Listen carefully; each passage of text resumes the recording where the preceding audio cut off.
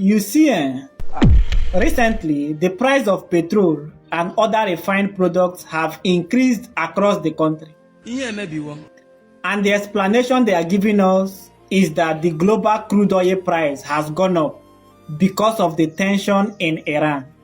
Yes. So the pump price of petroleum products have increased across the world. So the federal government is not to blame. Dangote refinery is not to blame. We should suffer it for the meantime. God have mercy upon. Now, I have no problem with this explanation. It makes sense. But I have a few concerns.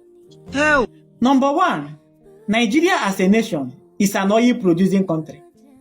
In fact, the most part of our revenue comes from oil. And what it means is that the federal government is supposed to be making extra revenue because of this same increase in global crude oil price. You get it? For instance, the government had projected that they would make $65 per barrel of crude sold at the beginning of the year. But right now, a barrel of crude is selling between $100 to $110, which is around $40 extra per barrel that we sold. Really? So how come they are only telling us how much we need to suffer because of the increase in global crude oil price? But nobody is telling us what we stand to benefit from the extra revenue coming into the government coffers because of the same increase in global crude oil price. Photo. Does it mean the government is smiling to the bank while telling us to endure and suffer? That is not corruption. Because I'm yet to understand it. And secondly, I know we don't have 100% control of the crude that we produce in this country because of the dubious deals we have signed with international oil companies and because of the fact that a percentage of our crude production is tied to loans that the country have already squandered. Hell.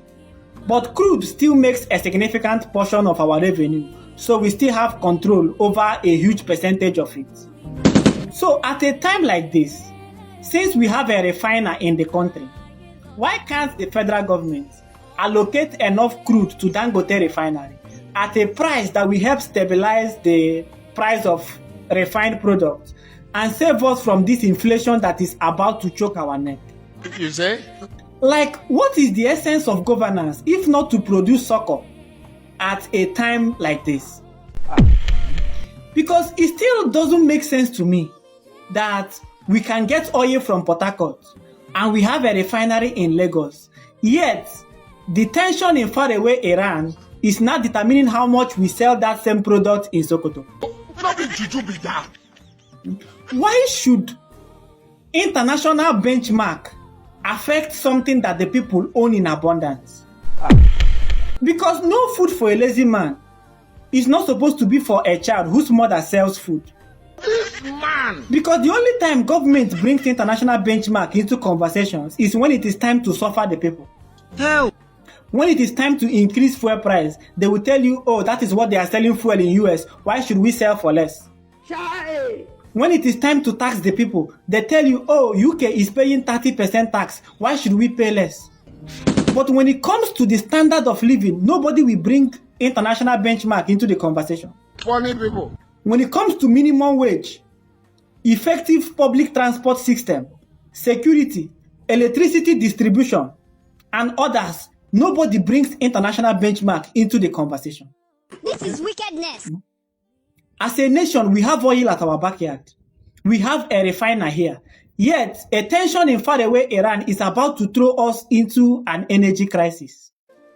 Should we not be worried? Yeah, maybe one. Do we really own these resources that God has blessed us with? Or have we sold it all?